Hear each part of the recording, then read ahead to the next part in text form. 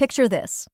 I'm standing at the edge of my kitchen counter, the faint scent of garlic and rosemary lingering in the air, while the rhythmic clatter of a knife against the cutting board fills the silence. It's not just any moment, it's a snapshot of my life, a still frame of who I am. My name's Mary, and at 42, I've carved out a quiet existence in a suburban pocket just beyond the hustle of Chicago. This little neighborhood, with its tidy lawns and familiar faces, has been my world for nearly 2 decades. I've built a life here with my husband, Harry, who's 45, and still carries this boyish charm that caught my eye all those years ago. We've been married for almost 20 years, and though time has etched its lines on us, there's a warmth in our routine that I've come to cherish. Harry's the kind of man who can light up a room without even trying. He's kind-hearted, always quick with a reassuring word, but if you really want to see him come alive, just peek into our living room. There, you'll find his sanctuary, a big screen TV glowing with vibrant colors, surround sound humming with intensity, and a recliner that's practically taken on the shape of his frame. He's obsessed with video games, always hunched over a controller, navigating digital battlegrounds with the focus of a seasoned strategist. I've never quite understood the appeal myself. Give me a good book over a joystick any day. But there's something endearing about watching him get lost in those virtual worlds. His eyes spark with excitement, and every victory shout or frustrated groan pulls a smile from me, even if I'm just passing through with a load of laundry. Then there's Ethan, the kid next door who moved in about 6 months back. He's 22, a college student with tousled brown hair and a shy smile that makes him seem younger than his years. I often spot him outside, tinkering with his bike or hauling a stack of textbooks under his arm, always polite with a quick wave or a mumbled hello. Harry took to him right away, bonding over their shared love for gaming. It's not uncommon to see Ethan over at our place now, perched on the couch beside Harry, the two of them deep in some pixelated adventure. I don't mind. It's nice to see Harry with a friend who gets his passion, and Ethan's a good kid, respectful and unassuming. I'll admit, I've caught myself watching their camaraderie with a quiet fondness, happy to see our home filled with a bit more life. Most evenings in our house unfold like a well-rehearsed play. I'm in the kitchen, sleeves rolled up, chopping vegetables or stirring a pot, the aroma of dinner weaving through the air. From the living room, I can hear the faint echoes of Harry's games, digital explosions, dramatic music, the occasional triumphant yell when he conquers a tough level. It's a soundscape I've grown used to, a backdrop to our predictable rhythm.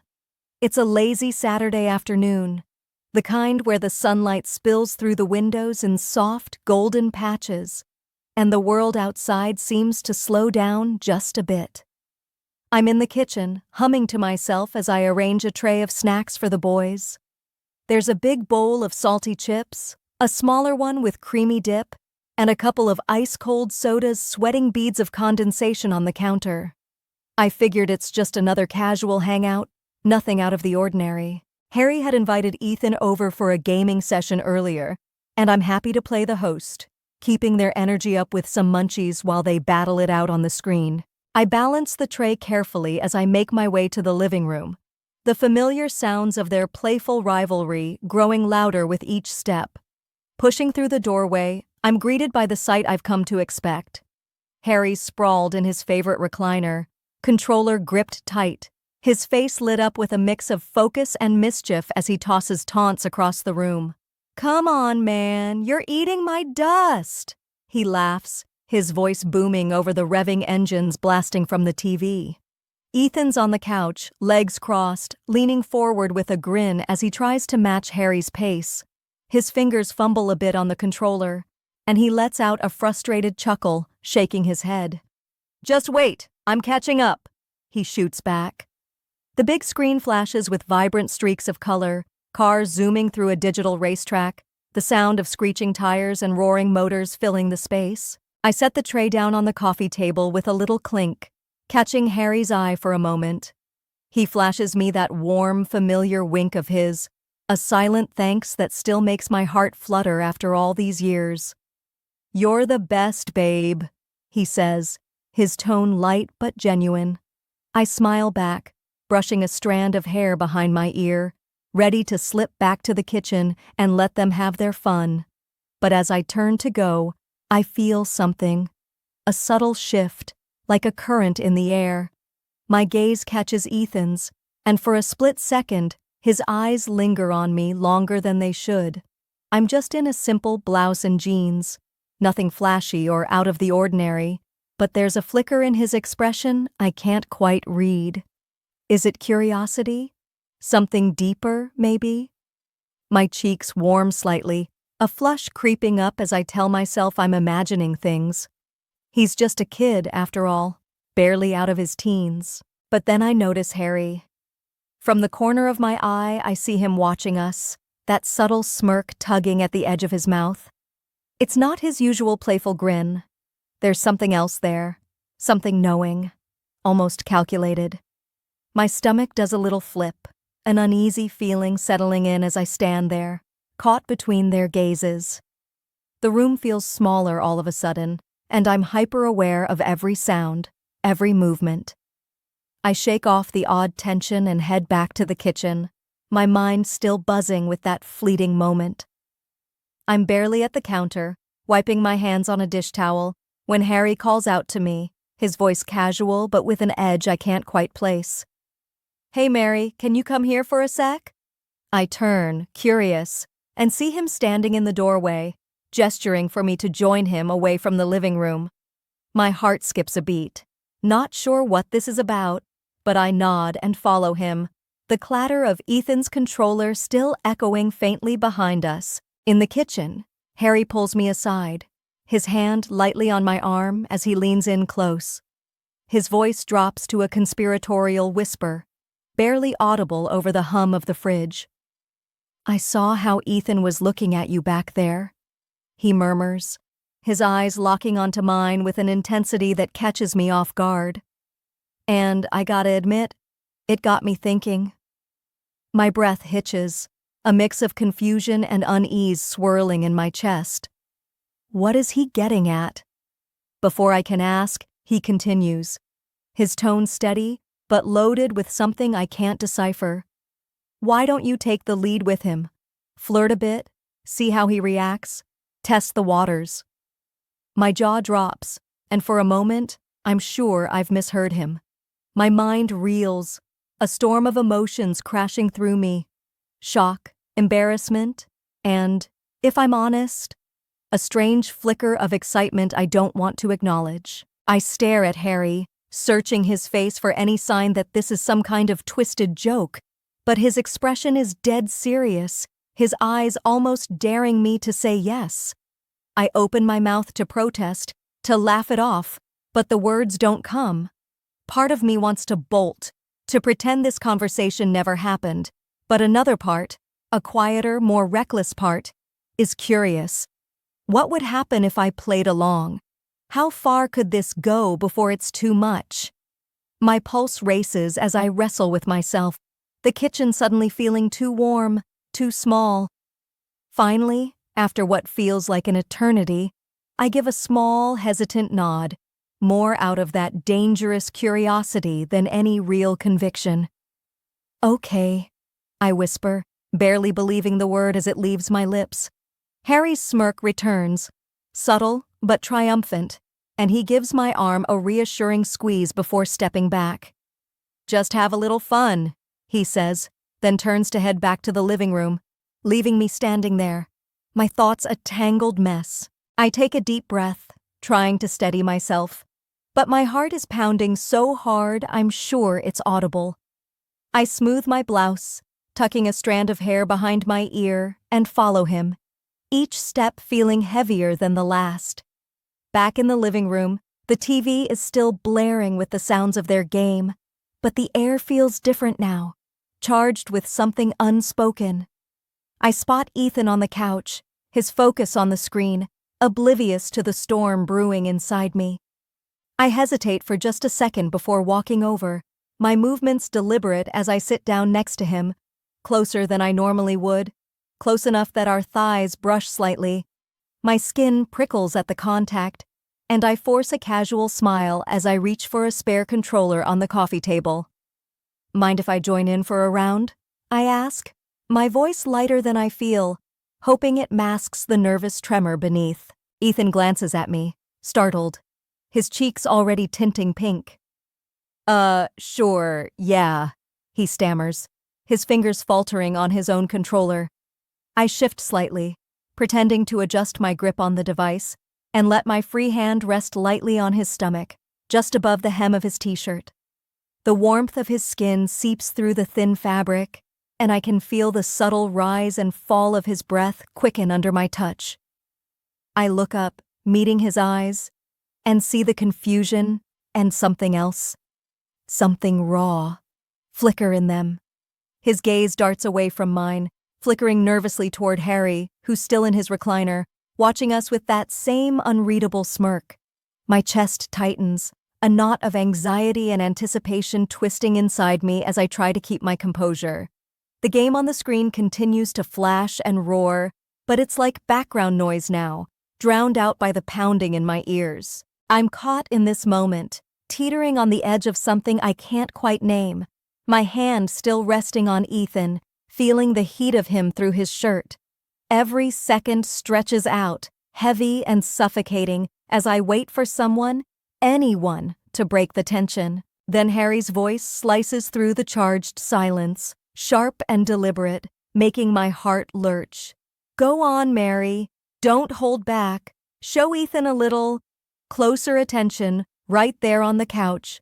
I want to see it."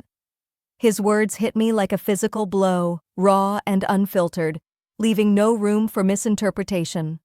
My mind reels, a dizzying rush of shock and disbelief crashing over me. Did he really just say that? I freeze, my body locked in place, my hand still on Ethan as if it's glued there. My palms are slick with sweat now, damp against the fabric of his shirt, and my heart is hammering so hard against my ribcage I'm sure they can both hear it. I turn my head slowly, almost mechanically, to look at Ethan. His wide eyes meet mine, mirroring the same stunned uncertainty that's coursing through me. His face is flushed, a deep crimson spreading across his cheeks, and I can see the rapid rise and fall of his chest as he processes what's just been said. I glance over at Harry, desperate for a sign that this is some kind of twisted prank, a test of boundaries that'll end with a laugh. But his expression is anything but playful. His eyes are intense, almost hungry, a dark edge to them I've never seen before. He nods slowly, deliberately, as if giving me permission, or maybe a command, to proceed. My stomach churns, a sickening mix of dread and something else, something I don't want to admit to myself. It's like I'm split in two, one part of me screaming to stop, to stand up and walk away, to cling to the safe, predictable life I've always known. That part of me wants to preserve the normalcy of our quiet suburban evenings, the comfort of routine, the boundaries that have always defined us.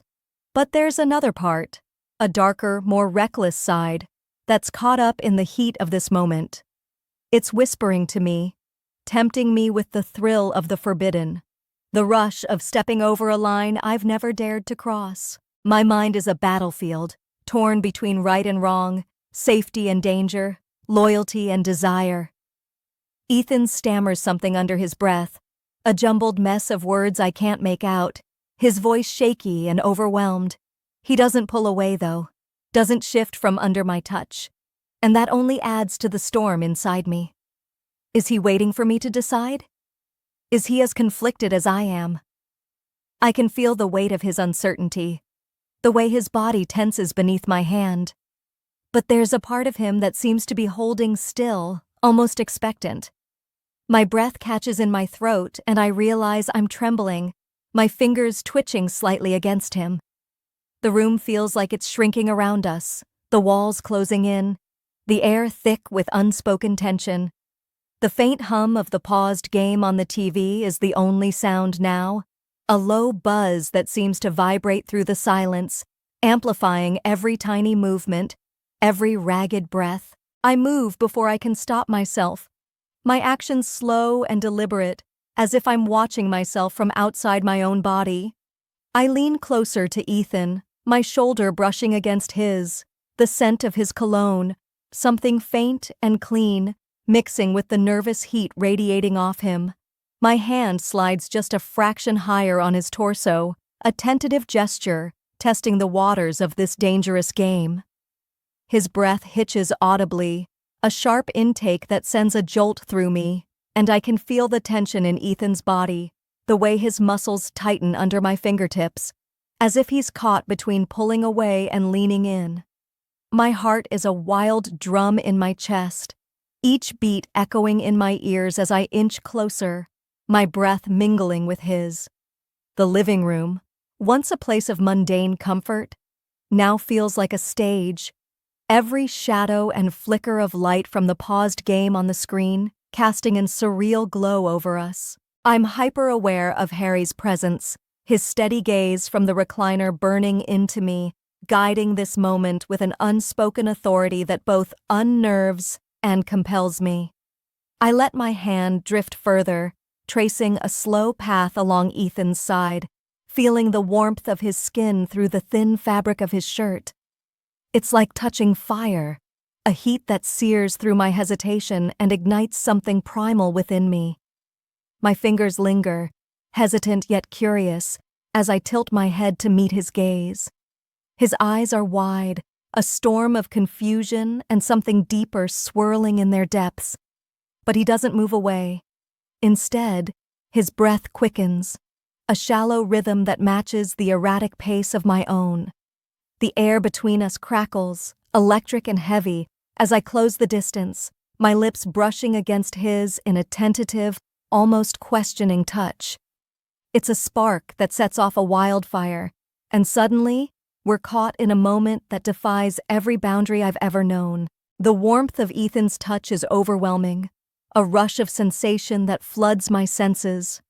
His hands, hesitant at first, find their way to my waist, gripping lightly as if he's unsure whether to hold on or let go.